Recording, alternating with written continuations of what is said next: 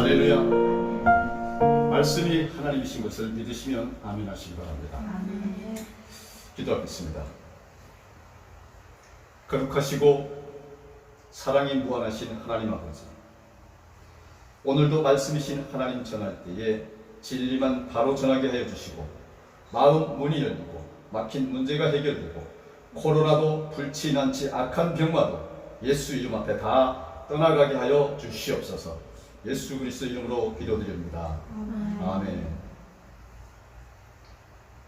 여러분, 오늘 저와 여러분이 은혜 받을 말씀의 제목은 예수님 말씀의 검입니다.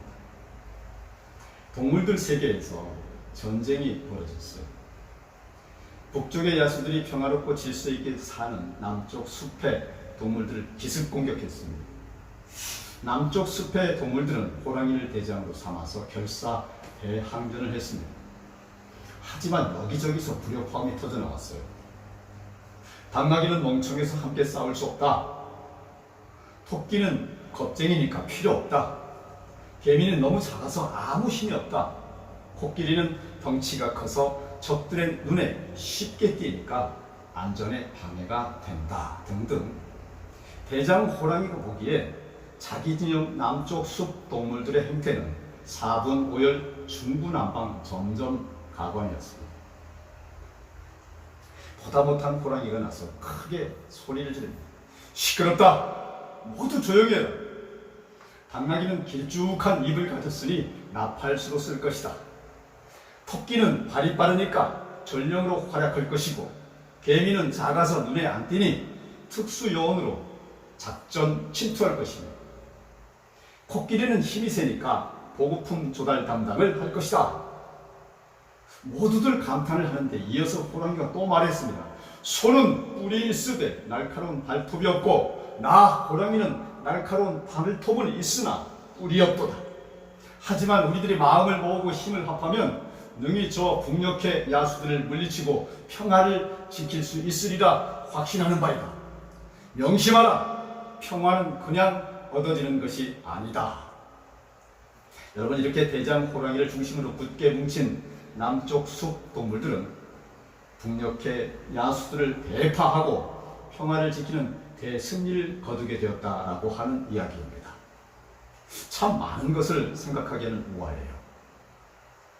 오늘 살펴볼 첫 번째, 검을 주로 왔노라 하신 말씀에 대해 집중해 봅니다. 본문 32절에 두려워하지 말라, 너희는 많은 참새보다 귀하니라 라고 하셨습니다. 또 마태복음 10장 32절로 33절 말씀에 누구든지 사람 앞에 나를 시인하면 나도 하늘에 계신 내 아버지 앞에서 그를 시인할 것이요, 누구든지 사람 앞에서 나를 부인하면 나도 하늘에 계신 내 아버지 앞에서 그를 부인하리라 하셨습니다. 이어서 오늘 본문에 강력한 신앙 고백으로 주님을 따르겠노라 라고 제자들에게 용기와 결단을 촉구하시며 의미심장한 말씀을 하시는 것을 볼 수가 있습니다. 본문 첫 절입니다. 내가 세상에 화평을 주러 온 줄로 생각하지 말라. 화평이 아니라 검을 주러 왔노라. 여러분, 단연코 메시아이신 주 예수 그리스도는 평화의 상징이시고 평화의 왕이십니다. 이사야 선지자는 이사야서 9장 6절로 평강의 왕으로서의 메시아의 탄생을 예언했습니다. 예수님께서 탄생하실 때에 천사들은 목동들에게 나타나서 누가복음 2장 14절로 하늘에는 영광이요 땅에서는 기뻐하심을 입은 사람들 중에 평화로다 라고 찬양하였습니다. 이렇게 예수님은 그 자체가 아름답고 좋은 평화의 소식인 것입니다. 정령 평화의 실체이자 평화의 주창자이신 것입니다. 그런데 이렇게 우리의 구원이요 평화이신 예수님께서 갑작스럽게 우리를 당황스럽게 하는 말씀을 하시죠. 내가 세상에 화평을 주러 온 줄로 생각하지 말라. 화평이 아니라 검을 주러 왔노라. 아니, 뭘까요? 이 의미심장한 말씀의 뜻은. 언뜻 보게 되면 오늘 이 말씀은 대단히 모순된 것 같아 보입니다. 평화와 고음은 공존할 수 없다고 하는 개념임을 모르실 리가 없는데, 평화를 주시겠다고 하는 주님께서 전쟁과 투쟁과 그 대명사인 검을 주려 오셨다고 하니 일반인의 통념과 크게 배치되는 것 같지 않습니까? 왠지 무서운 말씀인 것 같기도 하고요. 하지만 우리가 성령의 조명 아래에 주님의 말씀의 뜻을 찬찬히 잘 살펴보게 되면 이 말씀 속에 투영되는 우리 주님의 마음을 느껴서 깊은 감동을 얻게 됩니다.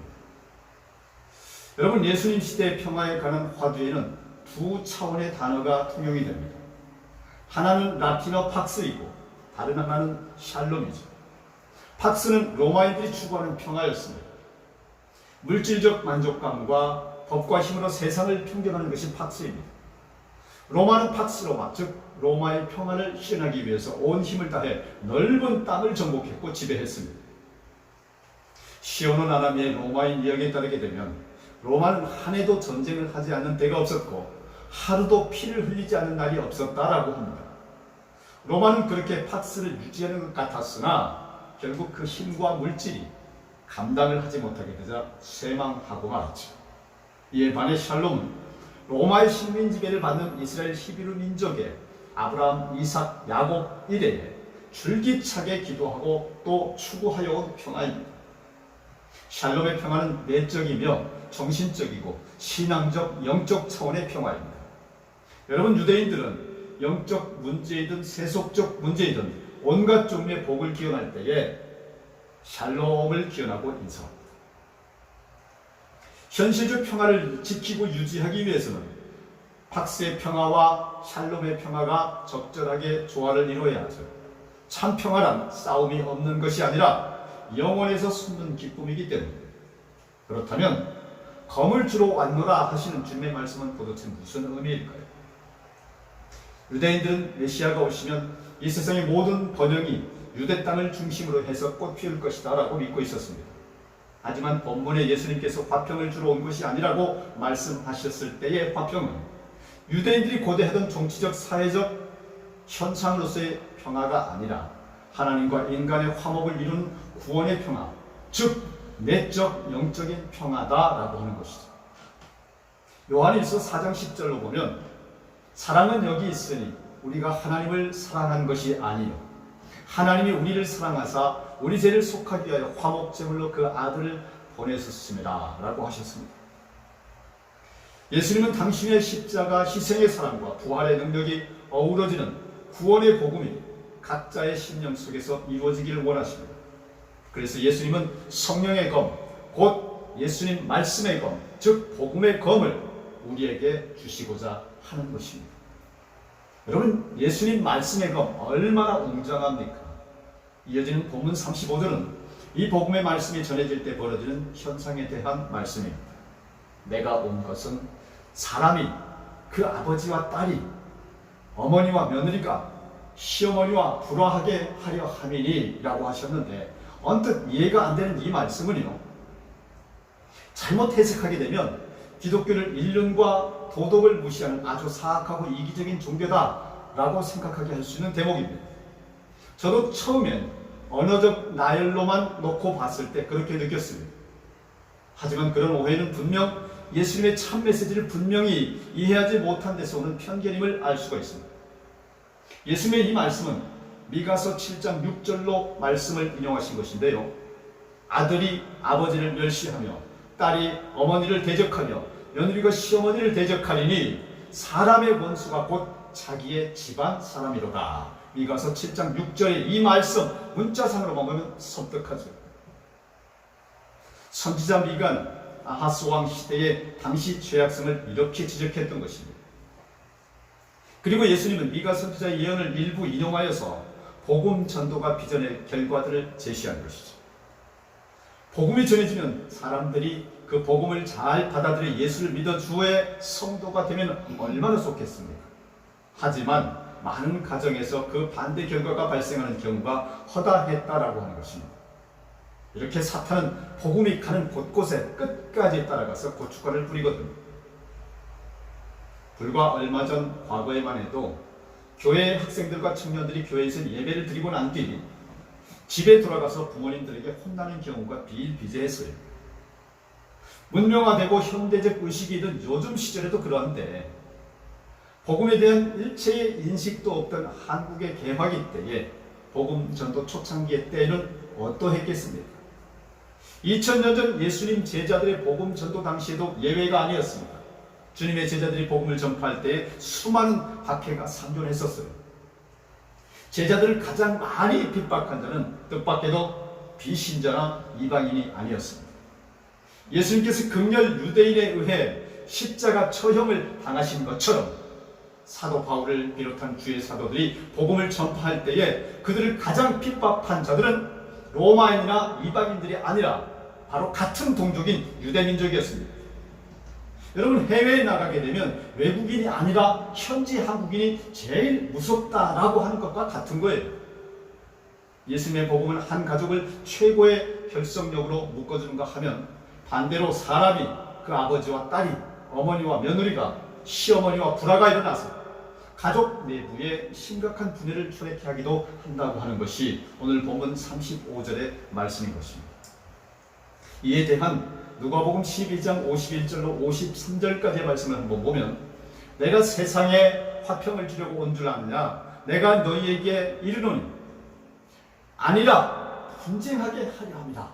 이후부터 한 집에 5사람이 있어 분쟁하게 돼 셋이 둘이 셋과 하리니 아버지가 아들과 아들이 아버지와 어머니가 딸과 딸이 어머니와 시어머니가 며느리와 며느리가 시어머니와 분쟁하리라 하시니라. 여러분, 이렇게 복음의 수용 문제 때문에 집안 간, 식구들 간 심각한 갈등과 대립 상황이 형성된다고 하는 것인데요. 이게 바로 마귀 사탄의 짓입니다.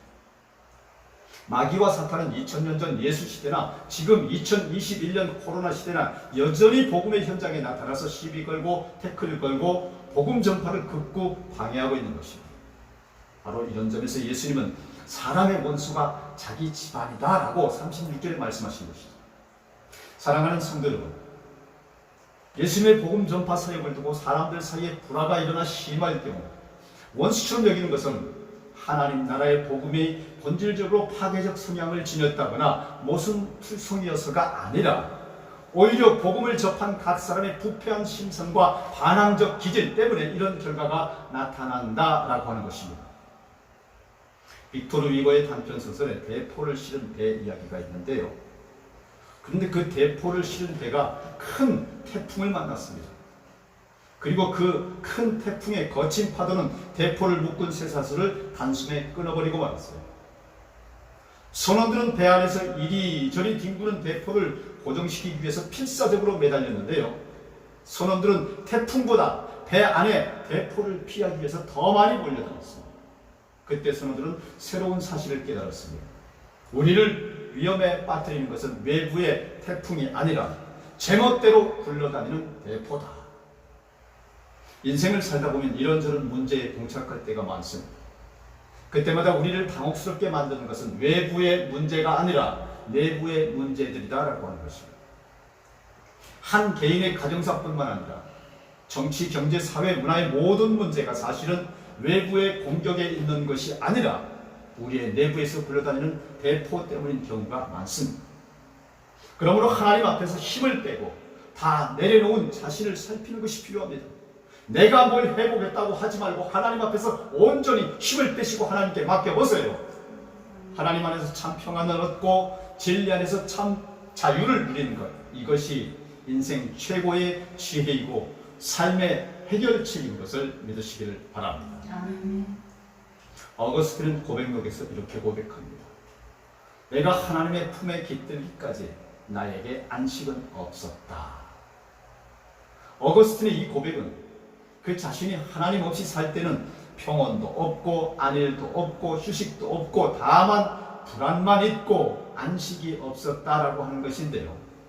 그가 주 예수 그리스도의 복음을 영접하고 하나님의 말씀 안에 거하게 되니까 주님의 은혜 아래 평안을 누리고 향유하는 진정 행복한 인생이 되었다라고 고백하는 것입니다.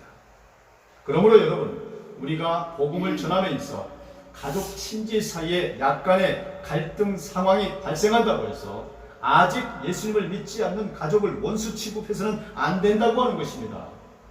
복음에 대한 적대감을 갖는 쪽은 주를 믿는 자들이 아니라 아직 예수님을 믿지 않는 사람들이기 때문입니다.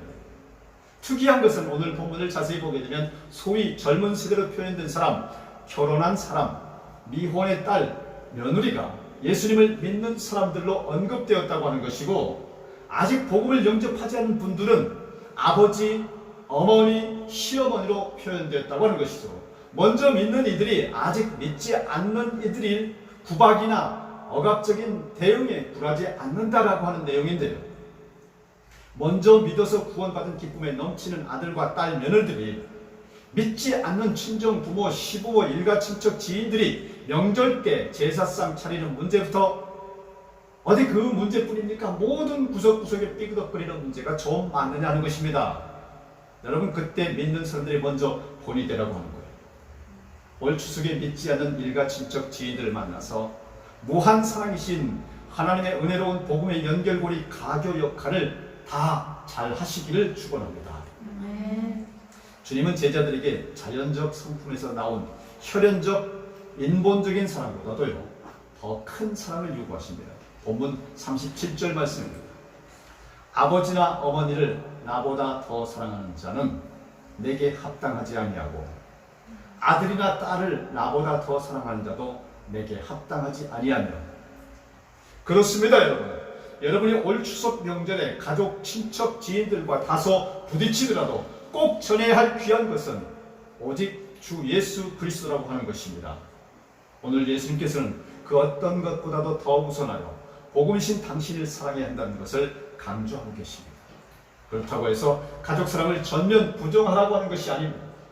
다만 예수 그리스도를 사랑하는 일은 그리스도의 제자된 자의 제1의 의무요 본분이다라고 하는 것을 말하는 것입니다.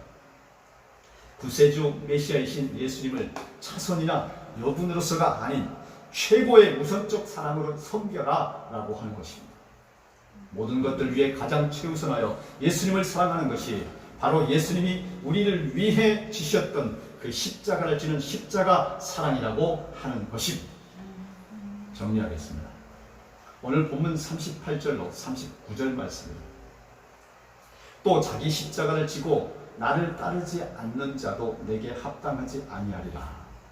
자기 목숨을 얻는 자는 잃을 것이요 나를 위하여 자기 목숨을 잃는 자는 얻으리라. 함께 찬송하시겠습니다.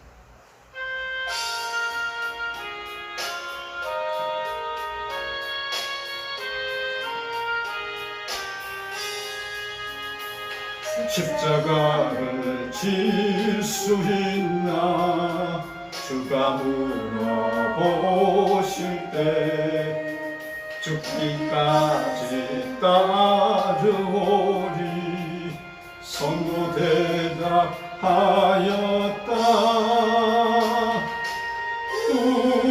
우리의 심령 주의 것이니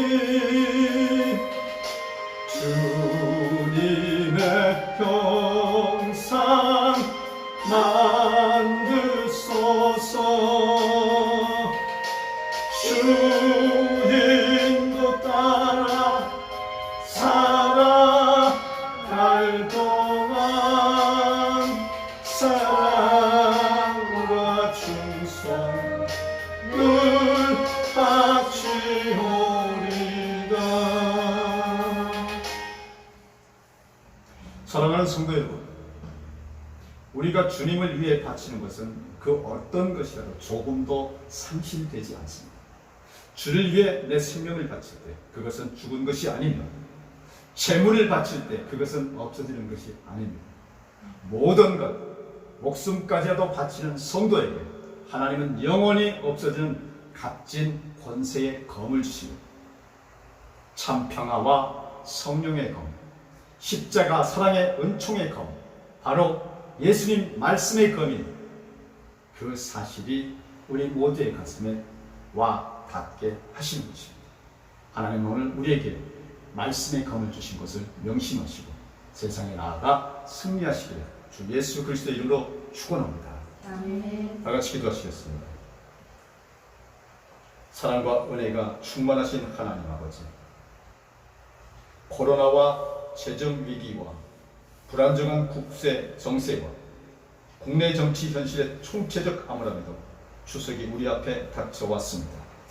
올 추석 명절 제한된 만남 속에서도 일가친척 모이는 자리마다 주님을 전하는 십자가 사랑의 검, 예수님 말씀의 검 우리가 되게 하여 주시고, 어렵고 힘든 시기에 먼저 믿은 우리가 빛과 소금이 되어 난세를 이기는 미랄 되게 하여 주시옵소서.